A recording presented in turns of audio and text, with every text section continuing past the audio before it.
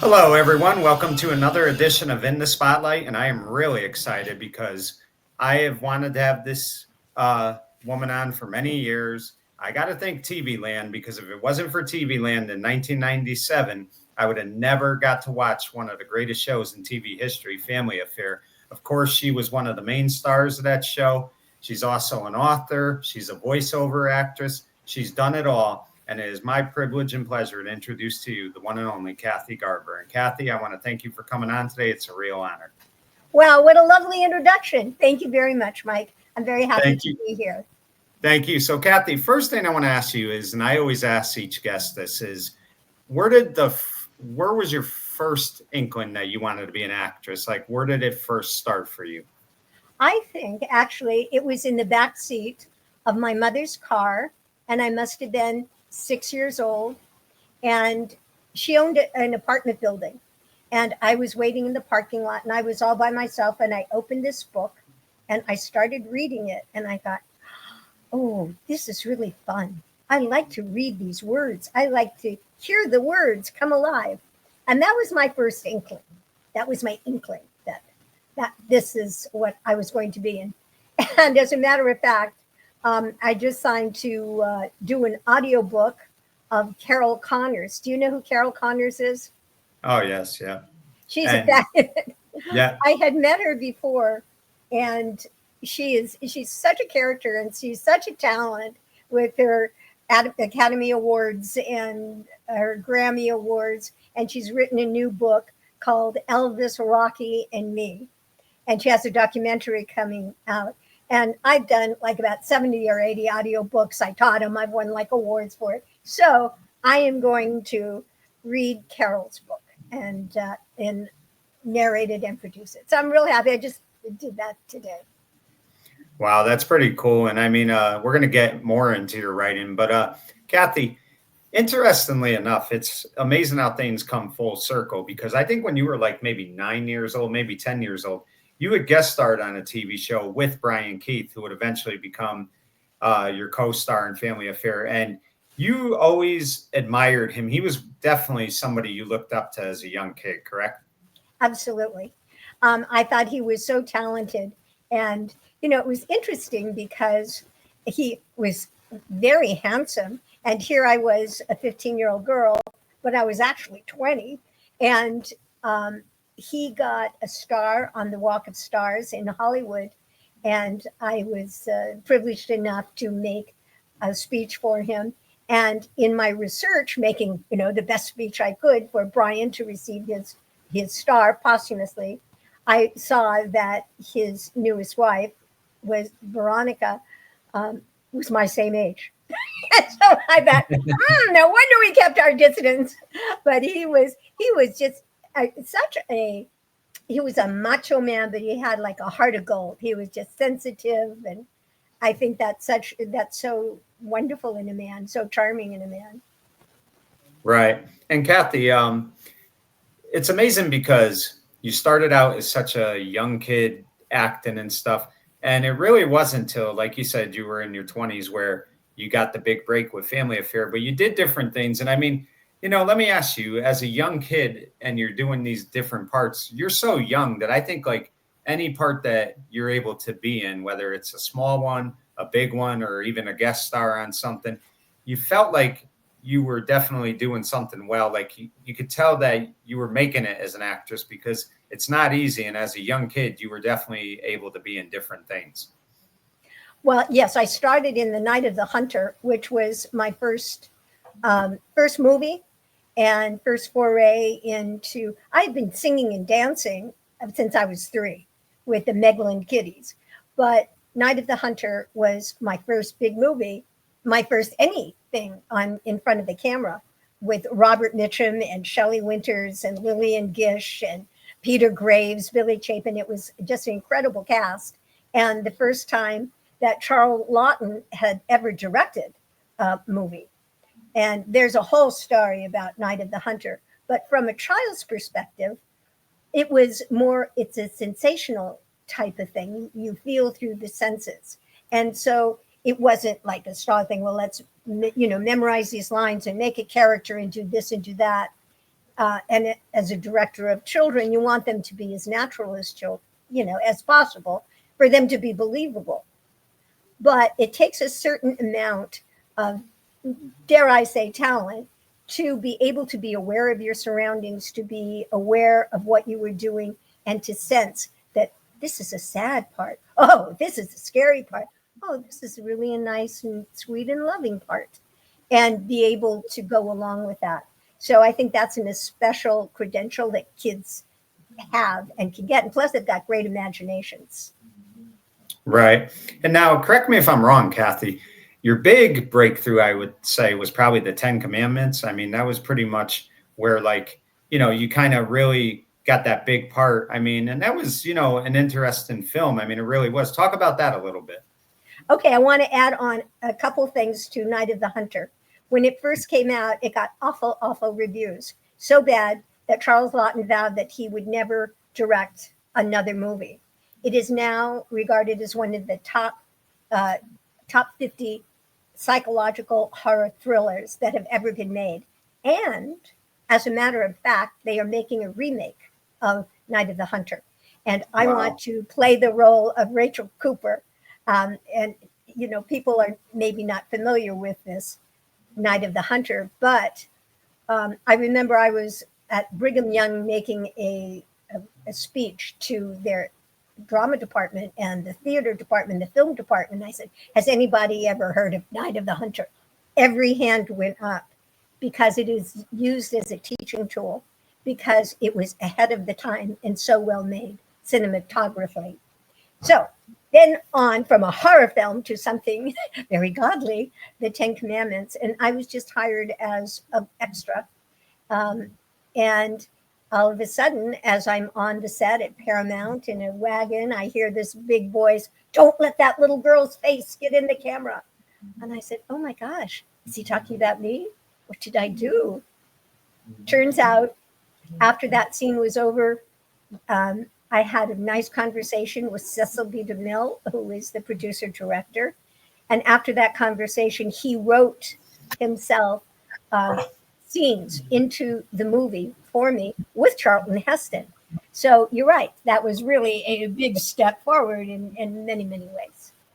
Right. And, you talked about, the film not doing well with the critics and stuff like that. And then it became huge. And now they're going to do a remake. And what I always say is, Kathy, is that's why I have a tough time always listening to what critics say about movies, about TV series and things like that, because so many movies that didn't do well with the critics are still cult classics today. I mean, people follow them and love them a lot. One of the movies that it got some good reviews and it got some okay reviews was The Breakfast Club. And I thought it was a great movie. And, the critics, they always try to tweak everything in the movie. This wasn't realistic or that wasn't realistic. But that movie to this day is shown somewhere in the world, just as a lot of the films you did are. So you can't always go by critics, because I think it's all about the audience. And if the audience likes it, then the writing's good and the acting's good. Yeah, a couple of things about that. I mean, I think Night of the Hunter was way ahead of its time, and people were not ready for a black and white German expressionist kind of style of movie. So sometimes people can't get into that. But now there are so many people that just regular folks that don't put themselves in as critics, or reviewers, that go there and give their opinion of a movie. And then the popular, kind of vote wins over the rather snooty reviewing expert, quote unquote, kind of look at it. Right. So funny, Kathy, how things work out. You're a freshman at UCLA, you're majoring in speech, and then you just get this opportunity to test for the character Cissy on A Family Affair. And let me ask you, did you have one of the things about Family Affair too, Kathy, that was very cool and, definitely a show that you knew was going to be successful, was the fact that it was one of the first shows in color, if I remember correctly. And I mean, did you have any expectations though when you did that audition? I mean, did you think, you're a young kid, but did you think this show could definitely be a hit? Well, I was very pleased when I went on the audition to know that it had already been sold. So that was a good omen.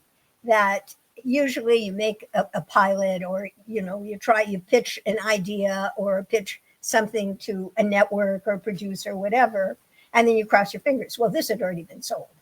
And I came in at the very end. They had Brian and Sebastian and the two kids, but they needed the teenage girl. So that gave me a good feeling. Well, I'm doing something that's actually going to be on. And I like the kaleidoscope, which told everybody, oh, look at this. This is one of the first ones in color. I said, yeah, we get it. we can see that. We understand it. But that's still that kaleidoscope went on for all 5 years.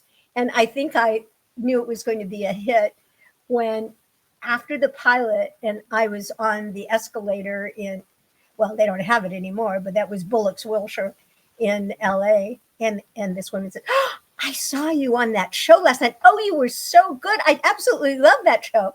Can I have your autograph? And you said, you want my autograph? Oh, no. Okay. It took me a while to get used to that, because why do you want my autograph? Then it was explained to me that makes people happy when they get that signature. And I said, oh, okay, I can go along with that.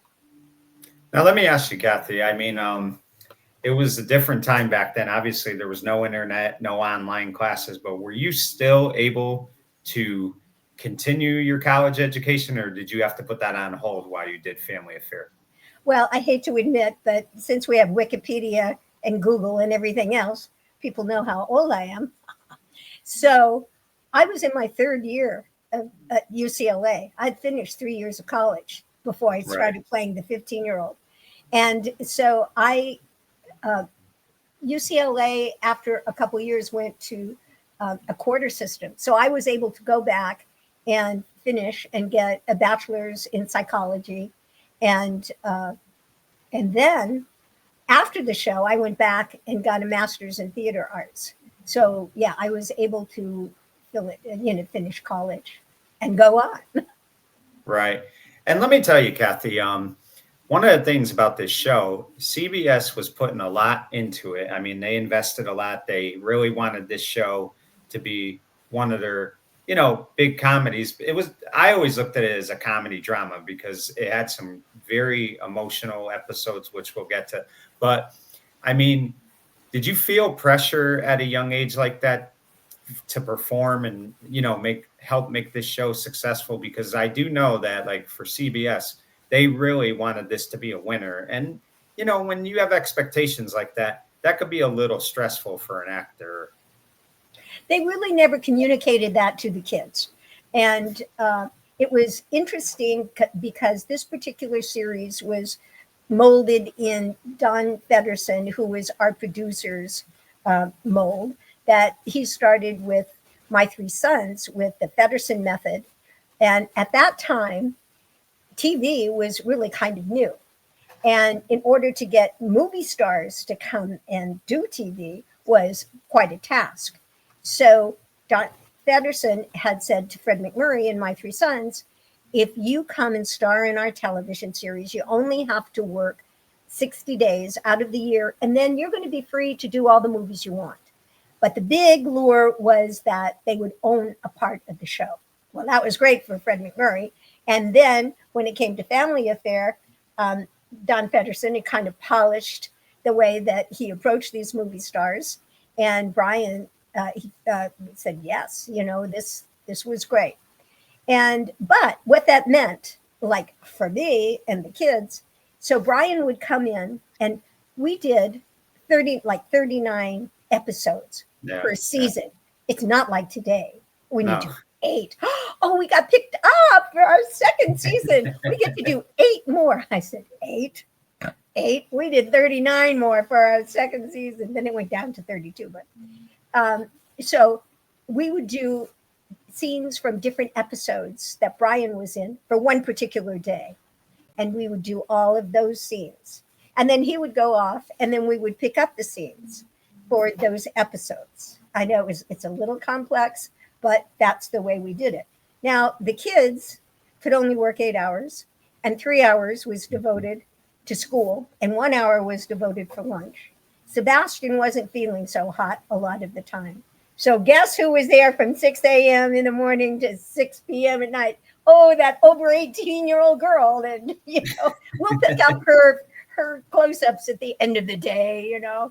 So one of the producers called me the workhorse of the show. And I was, but I had a lot of energy. I still do, and I like to work. So I thought it was very enjoyable. But I never felt any pressure to make this good. It was good. We just felt there was just a lot of confidence that went in with the actors. We had credible directors, wonderful writers. Ed Hartman, who was one of the producers, was the president of the Writers Guild. And he had done like all the Abbott and Costello movies and the Bob Hope movies. And now he's moving over into television. And so they had all of this, movie ethos to bring in to TV. And so and we did it all on film, which was also very nice. And it kind of blurred the edges and made it a wee bit of a fantasy. And as you say, it was a comedy drama. So it had a lot of touching of the heart, I think, in it. Right. And Kathy, another thing, I mentioned no internet, no online or anything like that. Back then as well, there were no cable boxes. I mean, the channels were pretty much 1 through 13, maybe 1 through 12. And ABC, CBS, and NBC were the big three. There was no Fox. There was no CW. There was none of these, networks that have come on over the years. So really, I mean, to be on a successful show and to be a part of one of the big three cable networks, that really is something I think to be very proud of, you and your co-stars, because that wasn't, it was it's competitive still, the business, but it was very competitive back then because, there weren't all these channels like there are now. No, everybody was watching us. And then it got syndicated, then they watched us again. And then we went global. And my second book that I wrote, in my memoirs, I have this whole chapter on our international market.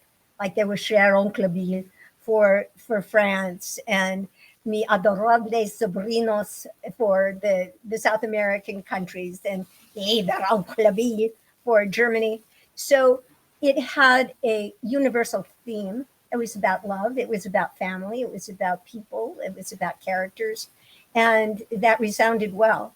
And it had done very, very well, of course. And we were in the top 10. And we were nominated for Emmys. And I have to tell you, I mean, I can't, this show is almost 60. Who said 60 years old? And last year, I was hired by Ashton Drake to be their celebrity representative for the little doll on the show, Mrs. Beasley. Well, she became a character unto herself, and everybody loved this doll. So I represented her for Christmas, and they had all these new beautiful little ornaments, collectible ornaments of Mrs. Beasley. And they sold out of them. They totally sold out of Mrs. Beasley's, and they won't be back until June. So it's just, I'm saying that to pronounce the resiliency of the classicism and the warmth and the emotion that people had for this particular show and the dolls in it. Right. So let me ask you, Kathy, obviously on the set, you had to be close with the kids because you were the big sister, but off the set, they were young kids. I mean, did you find yourself being a big sister off the set? Because naturally, I would think these two kids have to look up to you because you're the older kid. And when you're a kid and you're young, you want like older kids that are like young in your age, but they're in, early 20s. You want them to like you. You want them to like, hang out with you and stuff. Were you kind of like that big sister off the camera as well? No. Johnny came from a Mormon family of like 7 brothers and sisters. So he had quite a big family life. And Anissa, she was alone, and her mother was divorced. And I spent the night with Anissa a couple times, and she came over here. But you're with somebody 8 hours, or 12. And I mean, I was that was disco time for me. I was dating and having fun and doing photo play magazine and being set up with this fellow and this fellow that I never met before and didn't go out with after.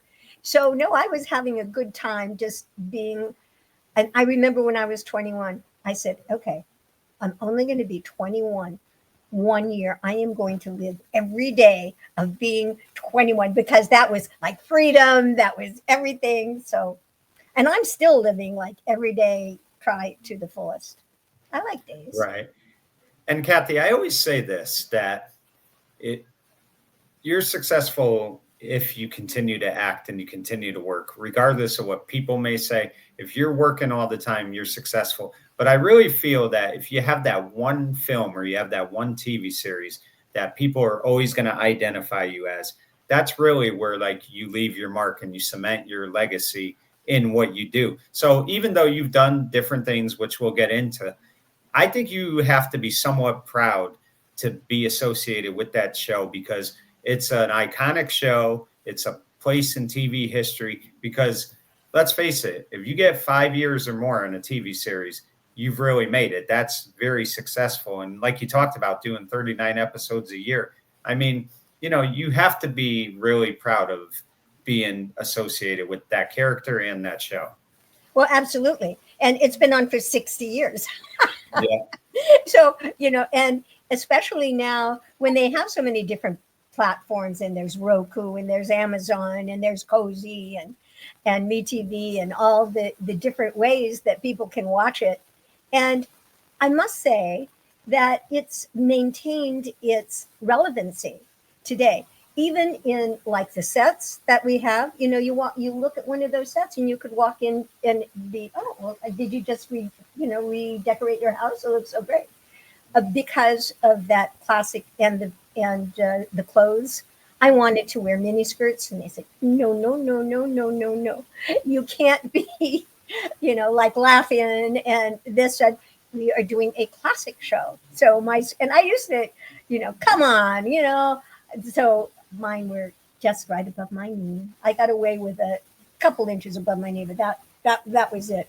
So, and I'm grateful now because it can be seen as this thing. Although, I mean, I'm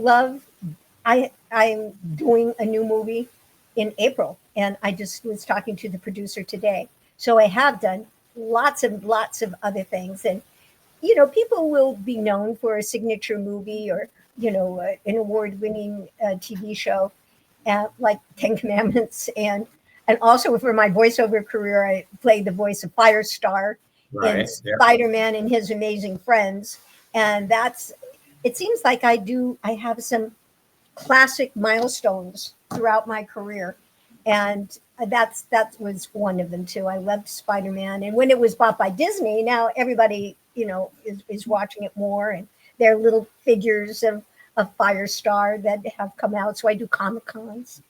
So yeah, it's fun.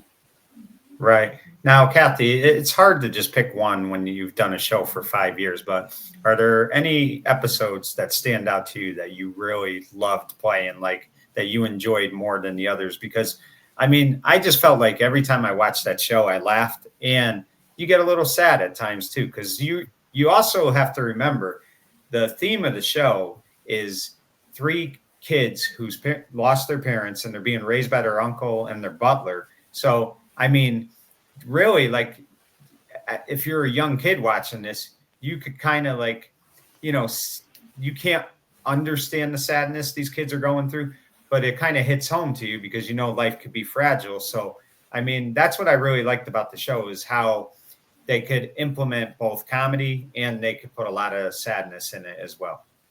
Yes, really good writers and good execution. My favorite episode was Waltz from Vienna. I love that. First of all, I'm like a quarter Austrian, and my grandmother was like Austrian Swiss. And I got to wear beautiful gowns, and a prince proposed to me. And then, of course, stupid Cissy says, oh, no, I have to go back to my family. What's wrong with you? What's wrong with you, Cissy?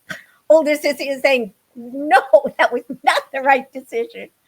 But I still loved it and got to waltz. So I love to dance. So waltzing, in Vienna was that's my favorite episode. Yeah, and that was a great one. And I mean, like you said, the writing was just so it was done so well. And I really have to applaud everybody in that show. But I really give a lot of credit too to the two younger kids because God, I mean, they were believable kids. Like they were young kids who you would kind of identify as stuff that kids that age would do. And they kind of played that to perfection. I really felt like that's how talented people forget how talented young kids can be when they're acting and how gifted they are because I felt like the three kids on this show were just so gifted at what they did. Well, yeah, thank you. And for the little ones, I mean, I was playing a character. I was playing much younger than myself. But the kids, and usually for kids, if they can memorize their lines and hit their marks and listen to what someone is saying, they're good. And they were good. Right. And it's funny too, like it's definitely just coincidence, but I think of the show Family Ties and the parents on that show shared the same birthday. And if I'm not mistaken, you and Johnny share the same birthday as well, Johnny Whitaker. So, I mean, it's just crazy to think that like this is your co-star and what are the chances you two would share the same birthday? Right. A couple years apart, same day, same month. Yeah. We're Sagittarians. Right. And, you were able to, I love this part too. You did the cookbook with, Jeffrey, who I had on not too long ago. Great guy. But one of the things too, I love when former actors who star in something and they're in like a show or a film that they, like I said, are associated with, and they kind of, make it the name of some foundation they're doing. And you have the Family Affair Foundation, which is awesome. I mean, it provides reading companions to the elderly and at-risk youth. And I think that's just a great cause. So talk about that a little bit. Well, I felt so good and I wanted to make some kind of a foundation where I could give back. And I love to read. That's the way we started this interview. And I wanted more people to be able to have books and have a reading companion, because a lot of people who are older and living by themselves, to have somebody come in for an hour and read with them a chapter in a book, and then next week a chapter in the book gives them something to look forward to, as well as learning something and having a different kind of entertainment. Right. And I mean, I think like those type of causes you're doing and things like that, it's always good when people give back. And I mean, you've done that thing, a lot. Talk to me a little bit about the writing though, and the books that you've done. I think one of them, like I just alluded to, the Family Affair Cookbook. Talk about that and what was the inspiration behind that? Well, I had started out and I wanted to write my memoir, and I had a lot of pages. And then, unfortunately, our house burned when we were up in Northern California, and I lost all my pages. And I said, oh. So I met Jeffrey Marks, and I love to cook. And so we got together, and he kind of showed me the ropes of how you write the book, how you get it published, etc. And from there, I said, oh, well, this isn't so hard. So then I wrote my memoir. Then I wrote Ex-Child Stars, Where Are They Now? Then I wrote Holiday Recipes for a Family Affair. Then I wrote Family Affair Scrapbook. My new one coming out this year is called Romancing with the Stars. And I have a co-author, Doug Hartline, who is just great. He's a fan of all these people. And so it's good sometimes to have somebody in the business and a fan of it, because they look at it differently. That's for my Ex-Child Star. Fred Asher was my co-author. He's the biggest fan of all time. And so it gives it a nice kind of balance, I think. So Romancing with the Stars, we have like Ruta Lee and Ruth Buzzy and Keith Thibodeau. And it's about the long-term relationships in Hollywood, which is not easy to find, Mike. This is going to be a very thin book. But we found some lovely, long 40-year relationships. And so we say, where did you meet? And what was your most romantic moment? And what was your most romantic place? Then we have a travelogue about how the reader can recreate these romantic moments. Some of them are in the Alps. Some of them are here in Griffith Park. Some of them are at the Le Tour Eiffel, and they're in Paris. So it's going to be a really wonderful book. It's almost done. So that's, those are my books. And since you mentioned the charities, I'm on the board of directors for Thalians, and also the board of directors for the Motion Picture Mothers Club. I got something on my Facebook from a friend of mine. He says, "Oh, I was just in Westlake, and it's Tom Selleck's 80th birthday." And I said, "Oh, why wasn't I there?" I mean, because I think he is so handsome. And his mother was the president of Motion Picture Mothers Club. So there's a big tie there, and he's always been very supportive. But I have never met him in the person. I wish I could do a Blue Bloods episode. Did you hear that, everyone? Casting people, producers. And Kathy, one of the things too that I think sometimes the audience, or just fans in general, they look at these actors and think, oh, what a great life and stuff like that. But it's not always easy. I mean, especially like when you're a child actor, because you know that you get this fame early, and the fame may not be there when you get into your adult life. I mean, it's happened at times where, successful actors who were childhood actors they had, that fame when they were kids, then they got older. And sometimes you get typo cast and things like that. Like Ken Osmond mentioned it a lot when he left Leave It to Beaver. He had trouble finding work because all they thought of him was as Eddie Haskell. So while it's they experience fame and they get to do so many different things, it's not easy either, because it's a hard business, and you could be up 1 minute and then the next minute you're looking for work. So it's really not, while it looks fun and it looks rewarding, and I'm sure it is to a degree, it's not always the easiest business in the world either. No, it's very difficult. I have a friend, he says, I wouldn't do your work for anything, because it's like losing a job is, I think, one of the top things on the angst scale. They actually have an angst psychological scale about what gives you stress, and losing a job is right up there. Well, an actor works for a week on an episode, and then he has no job. Yeah. And then he's booked for 2 days in a movie, and then he has no job. So it's a gig kind of career. And for children, like in my ex-child star book, we chronicled the lives of some of these unfortunate kids and there's I think a blanket of what happens to a child. And like Anissa Jones on my show, and Johnny, they were so well known, and Anissa did not like it at the end, because here she was. She started as a 9-year-old playing a 6-year-old. By the time the show was over, 9 and 5 is 14. She was 14 years old, and she still had Precious Mrs. Beasley and wearing, short little, and pigtails. And she was railing against that. And then she didn't want to do anything more. And for some of the and she could have gone on. It was her decision not to.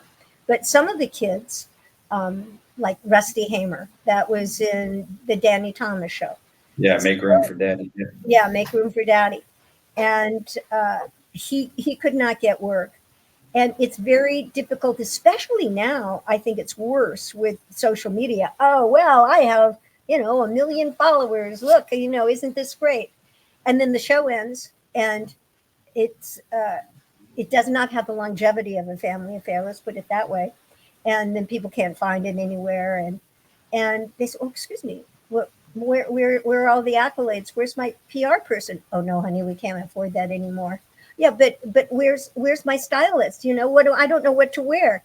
The child has been protected about makeup and PR and, all of these things. And then they get into these awful tween years that's awful for anyone. I have a son, he's 33, but, I have experience with kids going through the teen years. And, but it's worse for someone that had an identity that was connected to something, and now they don't know who they are. So just trying to find out who they are as a person and who they want to be, and then dealing with all the psychological things. Disney about 10 years ago says, okay, if we're going to do a series, we're going to do it and we'll do all 3 years in 1 year. And the star is going to see a therapist every week. And so they assigned a psychologist to help the kid along the way. So yeah, it's a tough business. Right. No, I mentioned so many things you do. I mean, voiceover work, acting, writing, but you were also a talk show host as well. I think for 4 or 5 years, you did the popular talk show Backstage with Barry, obviously. Talk about that, because that had to be fun, where you didn't have to worry about being an actress. You just kind of talk to people, and you get to be what I'm doing, being a host and things like that. So talk about that a little bit. I like being a host. And as you can see, I do like to talk. I was a speech minor when I was at UCI, psychology major and a speech minor. And I do talk a lot. And I really like people. And it was fun with Backstage with Barry and Kathy, because we would go actually to the place where someone was, like Patty Duke, was on the show, and Claude Jarman just passed away. And he was the Academy Award winning youngest actor ever to get an Academy Award for The Yearling. And we interviewed him, and Jane Russell. We did, I think, her last interview. So I enjoyed that. And I was on LA, let's see, what was LA Morning, LA in the Morning. But that was really tough. I mean, to me, that was tougher than acting, because you never know what your guest is going to say, or if they get on a tangent, and how do you be polite to go here. And so you're trying to guide the conversation, and it was early in the morning, of course. So was acting, but I enjoy being myself. That's really fun. I like to do speeches. So being a host, I hosted like 5 different shows. I was the host in Palm Springs. I have a star on the Walk of Stars in Palm Springs. And so this show was called Star Watch. I think it's on Roku now. So I would interview those who had a star on the Walk of Stars. Unfortunately, some of the dear ones have passed away. Trini Lopez, I loved Trini. He was just great. And Art LeBeau. These are people. But anyway, yeah. So that was another one of my talk shows. Right. And, we talk about voiceovers. We talk about how fun that could be and stuff. And what I find remarkable as well, Kathy, is your voice is heard on so many successful films. I think of Apollo 13, Backdraft, Ransom. I mean, that's got to make you proud too, because those are big time movies. All 3 of those movies did tremendous. They were box office hits. So just talk about your voiceover work and doing things of that nature. Yeah, and especially Apollo 13 won the Academy Award for sound, because we did the ADR on it. And ADR is automatic dialogue replacement, which used to be called looping. And there would be a loop. Ours was loop du jour. So when you are doing, because a lot of people don't know what that is, ADR. And after you do the primary shooting on a movie, you have to do post-production. And you have to put in the music for it. You have to put in the colorization. And then for all these people in the background who do not talk while you are shooting the film. So if they are, doing just a 2-shot, like with Mike and Kathy, and then my son comes up and Mom says, well, Mom, when are we going to have dinner? Or, brings some of his people up here, and they're going like this. They're not talking. So in post-production, you get a group of people who can do, like 10 or 12 voices or whatever. And then they voice that. Hey, Mom, what are we doing? Come on, honey. So then you fill that in, and that's ADR. Then they mix it all together and they put it on the screen. But I did a lot of that ADR. I taught it, as a matter of fact. I taught like for about 25 years voiceover, looping ADR and creating characters, audiobooks, how to narrate, speech and diction, since that was one of my majors in college. So it to me, it helps pave the road of an actress. and I told my voiceover students this too, you want to remain successful, develop as many skills as you can for voiceover. Don't just say, "Oh, I'm going to be a narrator," or "Oh, I'm only going to do commercials." "Oh, I just want to do funny voices. I'm really good at funny voices," or something else. I said, know how to do all those things, so you have more slots to put in your talent and more money to get back. And I think that's what I don't like to sit around. I said, well, here I am waiting for my next starring role. What am I supposed to do? I love to decorate my house. I love to cook, but I like to make money as well. So anyway, um, that's, I think that's one of, I do think I'm successful. I think one of the roads to my particular success was that I was able to be so diversified in my particular field. Right. And I was a huge fan, Kathy, of the TV series Happy Days. And you also did some voiceover work in Fonz and the Happy Days Gang, the cartoon they did, which was really cool. It had Henry, Don, and Ron in that. And I mean, you got to do a couple episodes of that. I mean, just talk about that because that had to be a lot of fun as well. Yeah, it's great. It's great doing animation and animated cartoons. I did that one, and I did the one with Chuck Norris, Karate Commandos, Yeah. and as well as Firestar we talked about, and Ron Howard. And when I was doing ADR, because we were the primary loop group for a lot of Ron Howard's films, and he would direct us from back east where he was, and we'd be in his studio in Hollywood, and he says, oh, "Okay, let's take that again." He says, "Okay," and he says, "Oh, now I want that girl to put that voice in that character on the screen." Okay, so it was, I guess, like one of the first Zoom things. Everybody's now used to Zooming, but here is this voice of God coming over from into the studio directing us. But he very, very good. Right. One of the things that I thought was a great way to pay tribute to you was when there was a remake of Family Affair on the WB about 20 some odd years ago. And if I remember correctly, you guest starred in the holiday episode, the Christmas episode. So I thought that was really cool. It was a nice way to pay tribute to you because I think it's always important when the new generation of fans are seeing the current shows, they have to understand that there was a show 30 years ago that, 40 years ago at the time that originated first before this one. And you want to kind of see the people that really made that show successful. So just talk about that because that had to be a lot of fun as well. Well, it was fun, and I had to talk myself into that part. And there's a whole long story about how that even came to be, because I had a whole script all done about it, and I always personally think that people are more attuned to doing a sequel rather than a remake.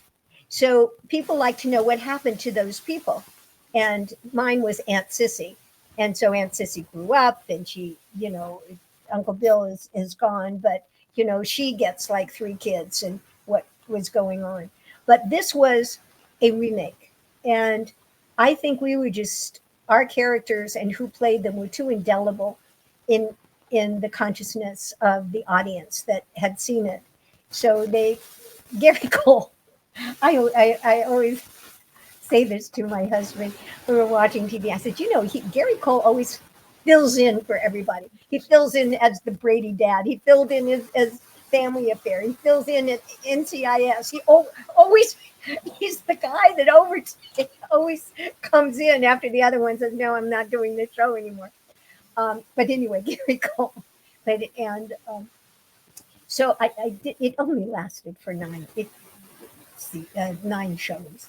They did 13, but it did very, very badly, and Yeah. so they only showed 9 of them. And they did show my episode where I think Johnny Whitaker played Santa Claus. He's lost weight since then, and I had my scenes with their Mr. French. Right. Kathy, I always think about this. I've mentioned it to different guests I've had on because nowadays, with everybody doing a podcast, I mean, there's so many cool things like Barry Williams and Christopher Knight. They do a podcast and they go over Brady Bunch episodes.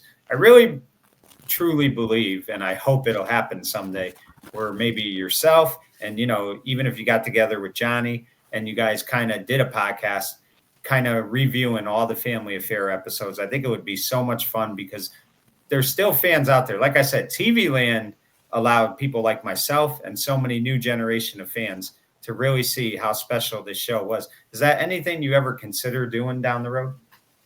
Well, I have considered it, and I was considering it with my co-author of Ex Child Stars because he is such a fan, and he knows all of the things, and I think it makes a nice dynamic having them.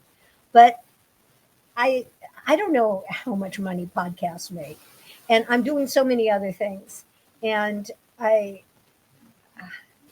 like to make money, I think, and unless I have some sponsors, and money to go into, because it takes a lot of work. It's a lot of research, and if you're going to have something really good, and I know especially Fred Asher, he would have colors and graphics and music, and it would be a big thing. So right now, I mean, I'm doing this new movie, Gus, and at the end of February. I love this. It's the same director that I did a movie for called Yellow Bird. And then I'm doing this movie, The Thing About Pickles. And that's, for 3 weeks. And that'll be in Indiana. Chicago is where we're shooting it.